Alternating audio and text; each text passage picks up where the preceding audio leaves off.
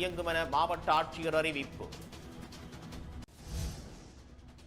கோவையில் நூலில் ஓவியம் வரைந்து இயற்கையான முறையில் வண்ணம் தீட்டி அசத்தி வரும் இளைஞர். நெகிழி இல்லாமல் இயற்கையான பொருட்களை பயன்படுத்தி வரையப்படும் ஓவிய படைப்புகளுக்கு வெளிநாடுகளில் மிகுந்த வரவேற்பு.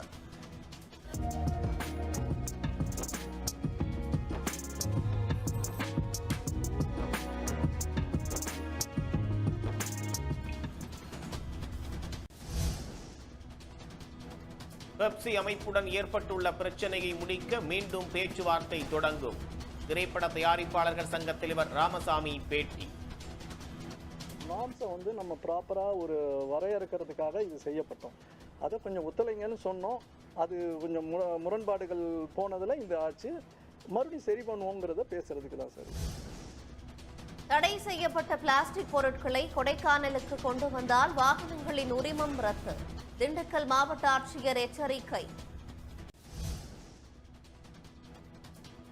திருப்பத்தூர் மாவட்டம் கந்திலி அருகே ரேஷன் கடை கட்டித்தர கோரி மக்கள் சாலை மறியல்.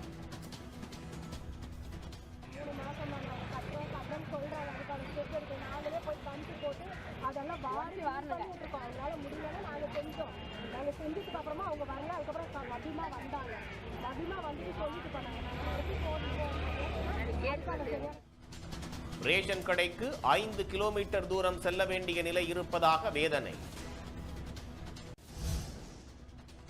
காரைக்குடியில் பெய்த திடீர் மழையால் சாலையோரம் ஒதுங்கி நின்ற ஆட்டோ மீது மோதிய கார்.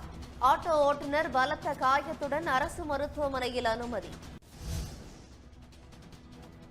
ராவல்பிண்டியில் மழை காரணமாக ஆஸ்திரேலியா தென்னாப்பிரிக்கா இடையேயான போட்டி தொடங்குவதில் தாமதம். ஓவர்கள் குறைக்கப்பட்டு போட்டியை நடத்த திட்டம்.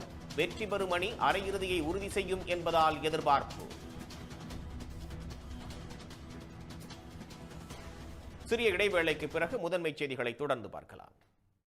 சௌந்தரபாண்டியன் போன் அண்ட் ஜாயிண்ட் ஹாஸ்பிட்டல்ல பெர்ஃபெக்ட் ஆர் ட்ரீட்மெண்ட் மூலமா 3D டெக்னாலஜி யூஸ் பண்ணி உங்களுக்கான தனிப்பட்ட முறையில சிகிச்சை அளிச்சு உங்க மூட்டு வலிய முற்றிலும் குணமாக்கிடுவாங்க.